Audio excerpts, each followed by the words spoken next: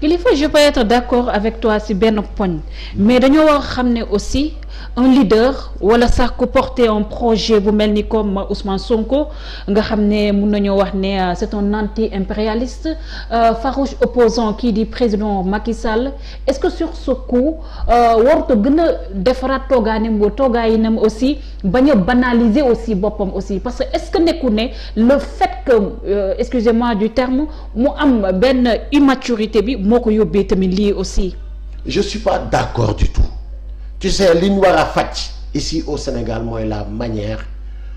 bi nga xamante ni ñu ngi koy defee politique déjà yaa ngi wax ni boo demee ba am tur da nga war a ragal waratuloo dem fii waratuloo dugg fii. mais suuf lu nekk sa ginnaaw lay waxee laisse-moi terminer. parce que koo xam ne. non foo quelqu'un qui aspire aussi à diriger des gens. il faut que muy saafonteeg nit ñi pour xam seen problème dëgg-dëgg. certes mais aussi. sinon il va être déconnecté vraiment de ñi nga bëgg a jiite. waxuma côté boobu mais est-ce que aussi des endroits yoo xam ne dañoo xaw a douteux lu mel ni salon de massage je n'ai rien contre les salons de massage. ah voilà donc kon tontu nga sa bopp. mais Sénégal dafa am benn mais Kilifeu laisse-moi terminer mais Sénégal dafa am benn connotation négative boo xam ne rek def nañ ko ci salon de massage yooyu. salon de massage encore une fois qu'on respecte ñi nga xamante ni dañ ko jël ñu def ko métier fu dul salon de massage dans les mosquées et les églises ba ci biir armeel yi nit ñu bon ñi ñu ngi fay dem di fa def seen yu bon. gis nga nit ku nekk tamit ak intention wam mën nga dugg biir mais Makka da nga fay dégg yoo xamante ni maa nga day taali te ki gën ci ñun fa la tëdd ki gën ci ñun fa lañ ko denc Kaaba gi ñu koy wër aux alentours du Kaaba da ngay dégg ñu naan la nit def na fa lii ak lii ak lii c'est-à-dire il faut pas ñuy stigmatiser yenn lieux yi wala yenn milieux yi man de je n'ai rien contre koo xamante ni su bëggee massé wu dafay jël dugg ci salon de massage pour massé wu. ku nekk nag ak la lay dugal ca barab ku nekk ak la lay dugal ca barab ah tey jii fii Sénégal ñun ñoo am problème rek ah di topp nit ñi ba ci seen vie privée il faut qu'on arrête ça nañu bàyyi vie privée nit ñi nañu bàyyi vie privée nit ñi doomu aadama yi kenn ñemeetul sëqat kenn ñemeetul kii kenn ñemeetul sax booy xool sax da nga naan xaaral ma xool nu may xoolee balaa ñu naan xeelu na ma mais il faut qu'on arrête ça dañoo dem ba ñun ñëpp on est devenu parano et ça c'est dangereux. On doit le soigner. mais Kilifeu yaa ngi wax wàllum complot yaa ngi wax wàllum politique yaa ngi wax wàllum piège aussi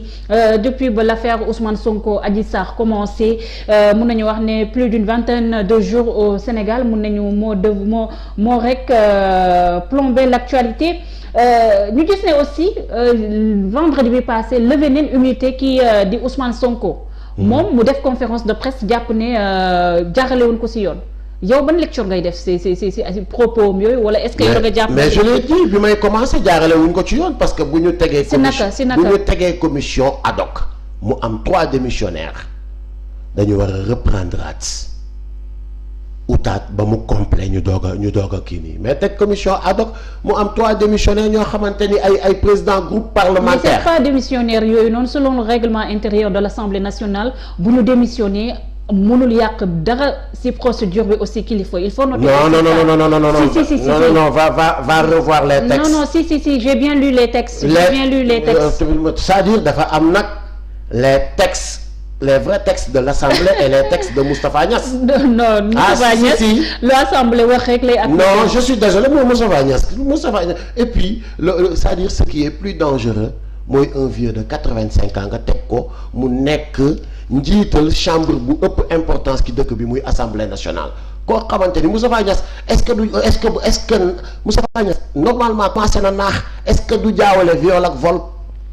c'est-à-dire yii yëpp dañ ko war a xool on n'est pas sérieux on n'est pas du tout sérieux un vieux de 85 ans mel ni fii nii tey Sénégal ñun dañoo alors au moment où il y a des jeunes ñoo xamante ni toll nañ ci jàpp que 35 40 45 ans ba 50 ans à la limite war a mun a nekk président assemblée am forme am force am xel naaxuñu dara jotu leen ñu jël benn paa bu am 85 ans def ko président assemblée mais loolu à quoi ça insinue on n'est pas sérieux Macky Sall est loin d'être sérieux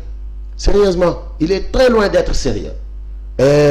peut-être bu ñuy xuus ci débat bi di dugg ci yeneen questions yi je vous dirai pourquoi il est loin d'être sérieux. mais kilifa si levée immunité parlementaire Ousmane Sonko boobu noonu nañ si des ba tey parce que kii di Ousmane Sonko si première conférence de presse ñëpp dégg neen ko nekk bu ñu lever immunité parlementaire heure sangam beneen heure bu ci topp mu dem uy ji tey jii nii muy wax waxi vice de forme gis neen sax gendarme yi démb ñu yóbbul ko foofule nga xam ne mooy këram li nga xam ne mooy convocation bi rek nga xam ne mooy tax mu indi uyu kii nga xam ne mooy le doyen du juge mais dafa mel ni Ousmane Sonko fu mu toll nii bëggul uyu ji li nga xam ne mooy justice est-ce que kii nga xam ne dafa bëgg rek jiite Sénégal war na am position bi parce que quoi qu'on dise immunité parlementaire am fu mu toll nii levé neen ko donc mun nañu wax à quoi joue Sonko. À quoi joue Sonko? Je peux vraiment pas répondre. Je sais pas si. Selon vous est-ce que war na uyu ji yoon war a yoon uyu ji yoon kilifa. Je sais pas si il va répondre ou il va pas répondre loolu moom Sonko moo koy wax avec ses avocats mais pas moi sérieusement. Mais selon vous est-ce que war na répondre parce que déjà son immunité a été levée. Normalement. Si Sonko et ses avocats jugent que ni dafa war a dem wuyu ji nañ dem wuyu ji. S'ils jugent que ni waruñu wuyu ji ñoom ñoo xam lu tax ñu ne waruñu wuyu ji kon bu ñu wuyu ji. mais est-ce que aussi loolu c'est pas facile aussi on est dans un état de droit état boo xam ne dafa am ay normes yu ko régir mu am pouvoir exécutif am pouvoir judiciaire ñu gis ne Sonko à chaque fois rek bu amoon ay révélations yu muy def dafay rek dem vers cette justice l'affaire des 94 milliards mu ngi nii. moom moo demoon saisir cette justice. tey jii mu war a réfuter la justice. est-ce que loolu pose problème aussi. bi mu saisir justice bi faale wuñ ko. est-ce que nekkul Sonko dafay def bu ko arrangé. non je suis désolé. mu ànd ak justice bi bu ko arrangé wut mu ne la justice de mon pays est corrompue aussi. parce que il a 1001 raison pour wax ko ci plusieurs dossiers bu saisir justice du ko faale daf koy tànkamlu. Donc bu ne il ne fait pas confiance à la justice de Macky Sall. Je ne vais pas répondre à la place de Sonko sérieusement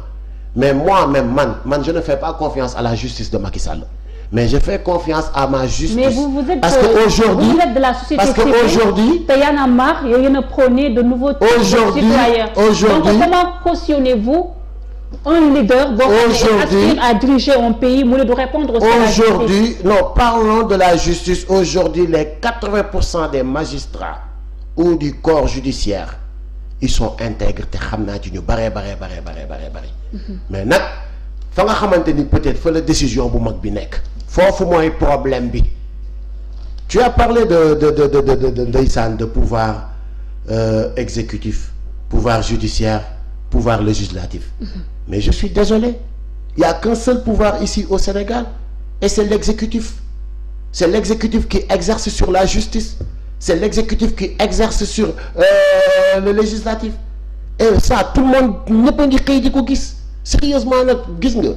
je pense que ni aujourd'hui on devait dépasser même le débat ci comment fonctionne par exemple Macky Sall sa manipulation bi nga xamante ni il ne respecte aucune institution amul benn institution bu mu ci respecté. Macky c'est un capricieux boo xamante ni dafay jël ay yëfam tënk ko ci ay caprice am ne doxaleen leen ma ko nii c'est-à-dire wax ji mooy loolu bugguma tooñ sunu justice je fais confiance à notre justice parce que ña fay liggéey dañuy bañ. mais kaddu yu Ousmane Sonko teg ko ci yenn ñi nga xam ne ñooy doxal justice au Sénégal nga gis ne sax ñoom def nañ benn communiqué boo xam ne di naqarlu yi les kaddu Ousmane Sonko. ci ñan la ko teg. ci juge yi parce que dégg nga ko ñëpp dégg nañ ko conférence de presse bi dafa jàpp ne carrément on a une justice corrompue ay juges yoo xam ne seen liggéey ni ñu ko war a defee woon ko noonu. donc sur ce coup est-ce que Ousmane Sonko. comme lu ko lettre bi nga xam ne ñoom yi ngànk justice wane nañ ko nekkul di safaane wala sax manquer respect li nga xam ne mooy justice bi. léegi Ousmane Sonko bu fekkente ni dafa sukkandiku ci wax ji ci dernière sortie wu Macky Sall quand il disait que des fois ay dossier dugg ci justice bi mu leer ma ni c'est des dossiers yoo xamante ni bu ñu ko laalee dëkk bi tàkk wala bakkan rocci wala nit ñi manifester buñ ko waxee procureur daf koy wax ministre de la justice kan lay rendre compte man nii la ko waxee woon ma xam ni lii du dossier bu ñu war a laal ma dëgg ci sama tànk mais bu Macky Sall mi nga xamante ni mooy exécutif si la justice était libre Macky Sall du mën dara ci justice boobu da koy justice bi day indépendante di appliquer ci kum mën a doon la justice doit s'appliquer sur tout le monde amul ma Samba amul ma Demba man loolu laa gëm justice boobu laa gëm mais justice boo xamante ni président day xool na dossier kan la yii non bul laal dossier kan la non kii nangu na nekk allié par exemple Omar Sarr chasse aux sorcières bi amoon juste après la défaite de Wade ils étaient 27 ci liste bi Karim Wade kese moo ci tëdd kaso Karim Wade kese lañ ci topp parce que moom moo nanguwul peut-être allié mais Omar Sarr mi nga xamante ni par exemple moo ne woon deuxième ana Omar Sarr déggu leen ko mu dem audience déggu leen ko ñu koy topp fan la mujjee mu ngi ci biir nekk ministre ana Ousmane Ngom bi nga xamante ni dañu saisir woon sax passeport am ne ko doo génn territoire Sénégal Macky Sall xëy jël suñu avion dugal ko ci yóbbu ko ba Guinée ñu def li ñuy def mu delloo si waat ko déggatuloo coow non c'est-à-dire sérieusement donc il faut qu'on arrête nañ leen waxante dëgg Macky Sall bi muy campagne moomul justice bi quand il était opposant naan su ma ñëwee dinaa ñépp ñi nga xamante ni dañu gérer woon le contribuable sénégalais kenn par kenn ñu soupçonné leen dinaa leen topp ñu rendre compte ci kenn kese la ko def ci kenn kese la ko def muy Karim Wade est-ce que déggaat nga keneen ki mu ko defaat mooy un opposant bu taxawoon ñëpp xam ni kii dafa taxaw muy Khalifa Sall ngeen gis ni mu fa demee waaye yéen tey jii nii Idrissa Seck mi nga xamante ni kenn xamul fan lañ ko naj ba ne ko toogal ak ñeneen mu des tey jii ki nga xamante ni moo jëloon troisième